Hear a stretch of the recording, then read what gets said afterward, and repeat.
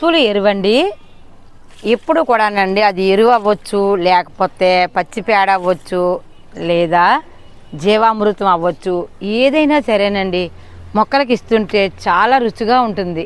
నేను బాగా కనిపెట్టానండి. చూసారా యాపిల్ బీర్ ఎంత బాగుందో. దీనికి కూడా మనం ఇప్పుడు చూసారా ఎంత బాగుందో యాపిల్ బీరు. ఇది వైట్ అండి, నేను రెడ్ కొనాలండి. చక్కగా ఉంది కదా, మనం ఇలా కాయ కోసుకుని తినేయచ్చు. చూసారు కదా, రెడీ అయిపోయింది కాయ.